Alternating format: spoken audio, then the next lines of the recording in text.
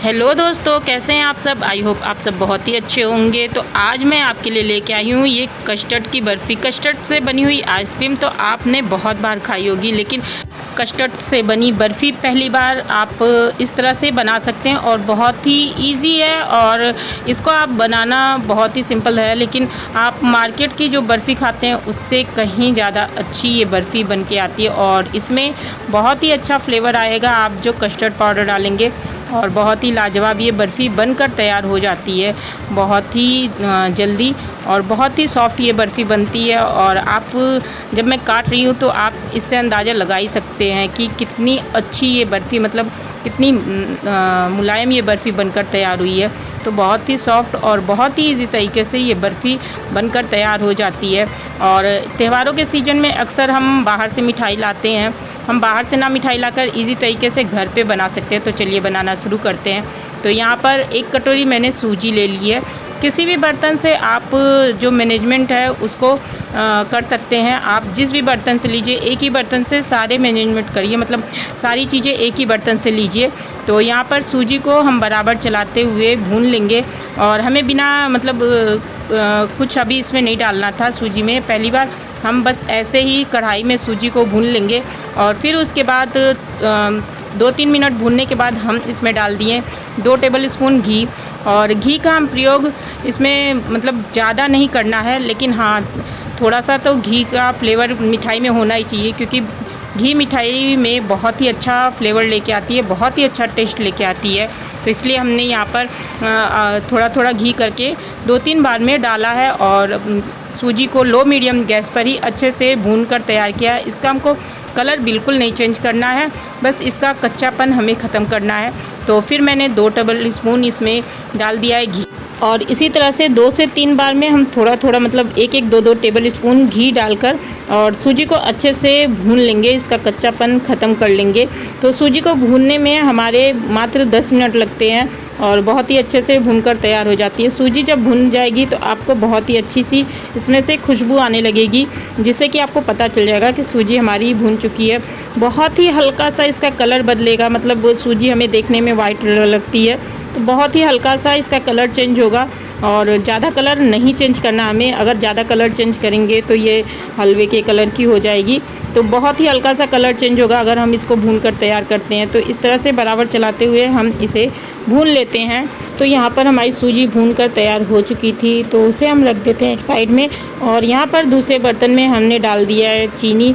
चीनी हमने उसी कटोरी से आधी कटोरी डाल कर रखी थी। तो हम मीठा थोड़ा कम बना रहे हैं, आप अपने टेस्ट के अकॉर्डिंग बना सकते हैं। अगर आपको थोड़ा ज़्यादा मीठा चाहिए तो आप थोड़ा ज़्यादा भी कर सकते हैं। और उसी कटोरी से हमने इसमें डाला है पानी। पानी को हमने 2 पार्ट में करके डाला है। थोड़ा सा पहले डाल दिया था आधी कटोरी और आधी कटोरी फिर बाद में डाला है। तो हमें टोटल 1 कटोरी पानी लेना है, जिससे कि हम जो कस्टर्ड पाउडर इसमें ऐड करेंगे वो मतलब थिक कर देगा। और कस्टर्ड पाउडर भी हमारा मीठा होता है, तो इसलिए हमने चीनी थोड़ा कम लिया। तब तक जब तक चीनी हमारी घुल रही है पानी में, तब तक हम थाली को लेकर ग्रीस कर लेते हैं जिसमें हमें बर्फ़ी जमानी है। तो हम इस थाली में बर्फ़ी जमाएंगे, तो थोड़ा सा घी या ऑयल आप डालकर इसे अच्छे से ग्रीस कर लीजिए। यहाँ देखिए हमारी जो चीनी थी वो गल चुकी है। तो यहाँ पर धीमी आंच पर इसे पकने देते हैं चीनी और पानी को।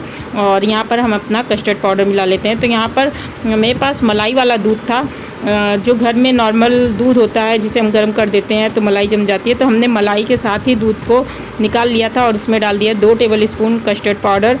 नॉर्मल ये वेनीला पाउडर वाला मतलब वेनीला कस्टर्ड पाउडर है। और इसको हम डालकर बराबर मिला लेंगे और अच्छे से इसको मतलब मिक्स कर लेंगे। इसमें लम्स बिल्कुल नहीं रहने चाहिए। और मिलाने के बाद हम यहाँ पर डाल देते हैं 1 टेबल स्पून घी। घी हमारा मतलब मलाई थोड़ी कम थी, इसलिए हमने घी का यूज़ किया। अगर आपके पास मलाई ज़्यादा हो तो मलाई का ही यूज़ करिएगा। तो यहाँ पर अब हम कस्टर्ड पाउडर को थोड़ा थोड़ा कर डालेंगे। और कस्टर्ड पाउडर आप डालने से पहले अच्छे से कटोरी में मिला लें, क्योंकि ये कस्टर्ड पाउडर अक्सर नीचे बैठ जाता है। तो हम थोड़ा थोड़ा कर और बराबर मिलाते हुए अच्छे से चीनी पानी में कस्टर्ड पाउडर को डाल दिए हैं। तो 2-3 राउंड में हमने थोड़ा थोड़ा कर डाला और अब इसे बराबर चलाते हुए पका लेंगे, बिल्कुल भी छोड़ना नहीं है। लो मीडियम गैस पर आपको इसको बराबर चलाते हुए पका लेना है। ये बहुत ही जल्दी थिक हो जाता है। तो इस तरह से देखिए ये थिक हो गया। अब यहाँ गैस की फ्लेम को हम कर देते हैं बंद। और यहाँ पर हम चलते हैं अपने सूजी के पास। तो जहाँ हमने सूजी को गैस पर रख कर बंद कर दिया था, तो गैस को ऑन कर लेंगे लो मीडियम गैस पर। और हम यहाँ पर कस्टर्ड पाउडर का अपना घोल इसमें डाल देते हैं और डालकर पूरा हम अच्छे से सूजी और कस्टर्ड पाउडर को अच्छे से मिला देंगे। तो जब हम मिलाएंगे तो बहुत ही जल्दी मतलब सूजी कस्टर्ड पाउडर को अब्जॉर्ब कर लेगी और ये थिक होने लगेगी। तो इसीलिए हमने यहाँ पर कस्टर्ड पाउडर में घी डाला था, जिससे कि ये कढ़ाई में बिल्कुल भी लगे नहीं। नहीं तो कभी कभी होता है ना कि हम बर्फ़ी बना रहे हैं तो नीचे लगने लगता है। तो इस तरह से देखिए बराबर चलाते हुए हम इसे मिला रहे हैं और बहुत ही जल्दी ये थिक हो जाती है और हमारी बर्फ़ी जमने के कंडीशन में आ जाती है। तो इस तरह से बराबर चलाते हुए हम इसे मिला लेते हैं। और यहाँ पर हमने थोड़ा सा फूड कलर डाल दिया है। अगर आपके पास फूड कलर ना हो तो आप इस तरह भी रख सकते हैं, और अगर आपके पास फूड कलर ना हो तो इसमें हल्दी भी डालकर आप यूज़ कर सकते हैं। तो थोड़ा सा हमने कलर डाल दिया था और इसको भी अच्छे से बराबर चलाते हुए मिला दिया है। और देखिए इस तरह से हम मिलाते हुए इसे 2 मिनट पका लेंगे। और पकाने के बाद इस तरह से देखिए हमारी बर्फ़ी जमने को तैयार हो गई थी। तो हमने जो थाली ग्रीस करके रखी थी उसमें सारा बैटर डालकर स्पून की सहायता से अच्छे से इसे गर्म ही सेट करेंगे। ठंडा हो जाएगी तब ये बर्फ़ी हमारी सेट नहीं होगी, तो इसलिए हम गरम गरम ही इसे अच्छे से सेट कर देते हैं। तो हमने पूरी थाली में बर्फ़ी को नहीं फैलाया, नहीं तो बहुत ज़्यादा पतली हो जाती। तो हमें थोड़ा सा थिक रखना था, इसलिए हमने आधी थाली से थोड़ा सा ज़्यादा इसमें थाली में बर्फ़ी को अपने फैला दिया है। तो रेसिपी अच्छी लग रही है तो रेसिपी के लिए एक लाइक कर दीजिएगा, और चैनल पे नए हो तो चैनल को सब्सक्राइब करके बेल आइकन ज़रूर से दबा दीजिएगा, जिससे कि हमारी नई नई रेसिपी आपको इसी तरह से मिलती रहे। तो यहाँ पर हमने थोड़ा सा बादाम और काजू को काट कर रखा था, उसको डाल देते हैं, बादाम और काजू के टुकड़े, और डालकर इसको भी स्पून की सहायता से अच्छे से गरम गरम टेक्सचर में ही सेट कर देते हैं, जिससे कि ये निकलेंगे नहीं। तो इस तरह से हम बराबर स्पून से दबाते हुए इसे अच्छे से गरम गरम बर्फ़ी के टेक्सचर में ही सेट कर देंगे। और कमेंट में आप हमें बताइएगा कि आपने कभी इस तरह से बर्फ़ी बनाई है, और नहीं बनाई है तो आप जब बनाएंगे तो कौन सा कलर यूज़ करना चाहेंगे। तो यहाँ पर आप कलर यूज़ करेंगे कि नहीं ये भी कमेंट में बताइएगा। तो यहाँ पर देखिए हमारी बर्फ़ी बनकर तैयार हो चुकी है। तो हमने इसे आधे घंटे के लिए रख दिया था, ये आधे घंटे में ही सेट हो जाती है बिना किसी फ्रिज के। तो यहाँ पर अब देखिए हम इसे कट कर रहे हैं, आप जिस भी आकार में चाहें उसे कट कर सकते हैं बर्फ़ी को। तो हम यहाँ पर डायमंड शेप में मतलब डायमंड आकार में कट करेंगे, और बहुत ही इजी तरीके से बहुत ही सॉफ्ट ये बर्फ़ी बनकर तैयार हो सकती है। मैं काटने के तरीके से आप जान ही गए होंगे कि कितनी सॉफ्ट ये बर्फ़ी बनकर तैयार होती है। तो इस तरह से बहुत ही सिंपल तरीके से ये कट जाती है बर्फ़ी हमारी। तो आपको जैसी भी चाहिए उस आकार में इस बर्फ़ी को काट कर तैयार कर सकते हैं, और खाने में बहुत ही ज़्यादा इसका अमेजिंग टेस्ट आता है।